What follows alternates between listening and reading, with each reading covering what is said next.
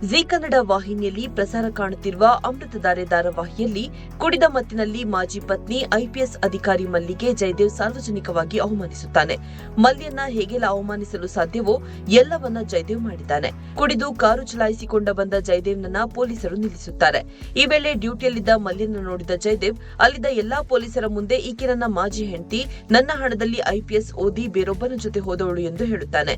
ಜಯದೇವ್ ಉಪಟಳ ಹೆಚ್ಚಾಗುತ್ತಿದ್ದಂತೆ ಆತನ ಮೇಲೆ ಲಾಠಿ ಬೀಸಿದ ಮಲ್ಲಿ ಜೈಲಿಗೆ ಕರೆದುಕೊಂಡು ಹೋಗುವಂತೆ ಹೇಳುತ್ತಾಳೆ. ಇಡೀ ರಾತ್ರಿ ಜೈಲಿನಲ್ಲಿಯೇ ಕಳೆದ ಜಯದೇವ್ನನ್ನ ಬಿಟ್ಟು ಕಳಿಸಬೇಕಾ ಎಂದು ಪೊಲೀಸರು ಮಲ್ಲಿಗೆ ಫೋನ್ ಮಾಡಿ ಕೇಳ್ತಾರೆ. ಆದ್ರೆ ಮಲ್ಲಿ ಮಾತ್ರ ಕಾನೂನಿನ ಪ್ರಕಾರ ಏನು ಮಾಡಬೇಕು ಅದನ್ನೇ ಮಾಡಿ ಎಂದಿದ್ದಾಳೆ. ಇನ್ನೊಂದು ಕಡೆ ಭೂಮಿಯ ಕೇರ್ ಈಗ ಗೌತಮ್ ಮೇಲಿದೆ. ಕ್ಯಾನ್ಸರ್ ರೋಗಕ್ಕೆ ತುತ್ತಾಗಿರುವ ಮಡದಿ ಭೂಮಿಕಾಳ ಆಸೆಯನ್ನ ಈಡೇರಿಸಲು ಗೌತಮ್ ಮುಂದಾಗಿದ್ದಾನೆ. ಪತ್ನಿ ಭೂಮಿಕಾ ಜೊತೆ ಮಾರುಕಟ್ಟೆಗೆ ಬಂದಿರುವ ಗೌತಮ್ ಚೌಕಾಸಿ ಮಾಡಿ ತರಕಾರಿಯನ್ನ ಖರೀದಿಸುತ್ತಾನೆ.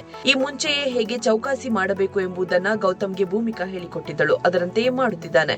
ಮತ್ತೊಂದು ಕಡೆ ಭೂಮಿ ತಮ್ಮ ಕೂಡ ಜಯದೇವ್ನ ಬೆನ್ನ ಹಿಂದೆ ಬಿದ್ದಿದ್ದಾನೆ. ಜಯದೇವ್ ಮತ್ತು ಶಕುಂತಲಾ ಗೌತಮ್ ಫ್ಯಾಮಿಲಿಯನ್ನ ಬೀದಿಗೆ ತರುವ ಹುನ್ನಾರ ಮಾಡುತ್ತಿದ್ದಾರೆ. ಇಲ್ಲಿಯವರೆಗೆ ಅವರಿಬ್ಬರು ಹೇಗೋ ತಪ್ಪಿಸಿಕೊಂಡಿದ್ರು. ಅದರಲ್ಲಿಯೂ ಜಯದೇವ್ ದಿಯಾಳ ಕೊಲೆ ಮಾಡಿದ್ದು ಇನ್ನು ಯಾರಿಗೂ ಗೊತ್ತಿಲ್ಲ. ಇದೀಗ ಮಲ್ಲಿ ಇನ್ಸ್ಪೆಕ್ಟರ್ ಆಗಿರುವ ಹಿನ್ನೆಲೆಯಲ್ಲಿ ಜಯದೇವ್ಗೆ ಮುಹೂರ್ತ ಫಿಕ್ಸ್ ಆಗುವಂತಿದೆ. ಅದೇ ರೀತಿ ಶಕುಂತಲಾ ಕುತಂತ್ರ ಕೂಡ ಬಯಲು ಮಾಡಿ ಆಕೆಗೂ ಮಗನ ಜೊತೆಗೆ ಜೈಲುಟ್ಟ ಹಾಕಿಸುತ್ತಾಳೆ. ಅಲ್ಲಿಗೆ ಜಯದೇವ್ ಮತ್ತು ಶಕುಂತಲಾರ ಕೆಟ್ಟ ದಿನ ಶುರುವಾಗುತ್ತಿದೆ.